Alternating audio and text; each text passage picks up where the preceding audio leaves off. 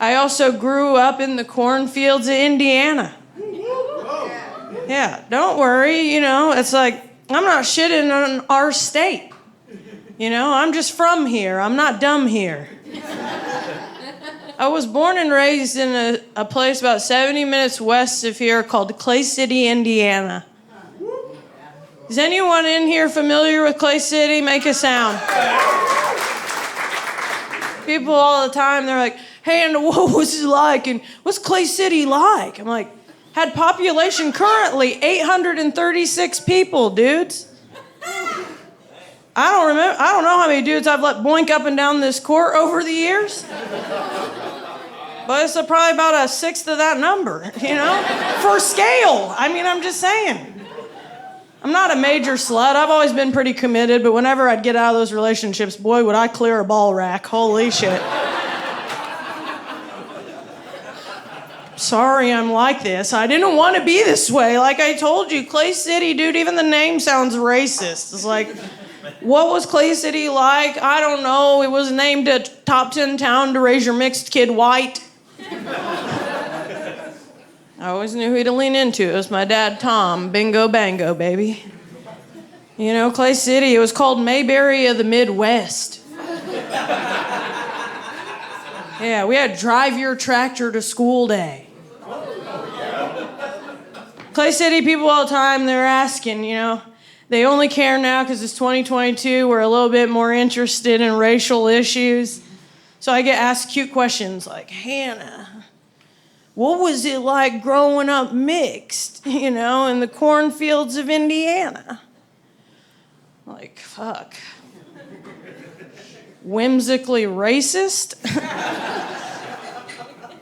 It's pretty cool. I had a good time. I was popular or whatever, It just meant that I got called like every ethnic slur, aside from one that pertained to me.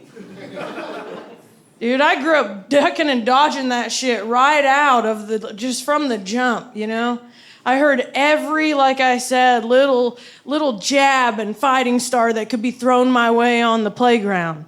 Depending on how tan I was, they might call me a spick. Or how educated that person was, something cute like kamikaze.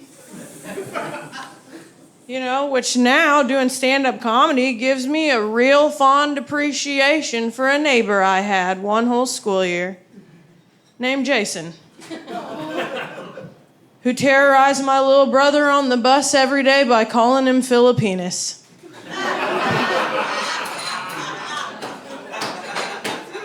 Nice guess, my guy. I don't know if I whitewashed Clay City enough, you know what I mean? But we didn't have a Filipino flag flying in front of the farmstead, dudes. Jason was low-key a hillbilly ethnicity whisperer. I started sending him commissary money. I know, spoiler alert, a bully's in prison. I'm just kidding, we grew up in Podunk, Indiana. It's because of meth. I didn't learn shit in the 80s and 90s. Not only in fucking, BFE, Indiana, we didn't have any AP classes, but we also, like I said, didn't even have any diversity. Like, in my Clay City experience from kindergarten to 12th grade, I didn't know a single person to come out as gay, a Jew, an Asian that wasn't living under my biological, family unit. Like I said, I didn't even see my first BBC till IU. My voice didn't even used to sound like this, dudes. I just crushed my trach.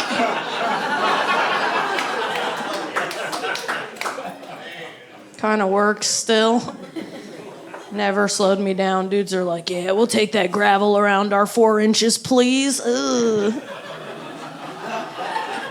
Clay City was very confused about race. They tried to do some stuff, but it was wrong. Like, I never even had an MLK day off, but they gave me Lunar New Year.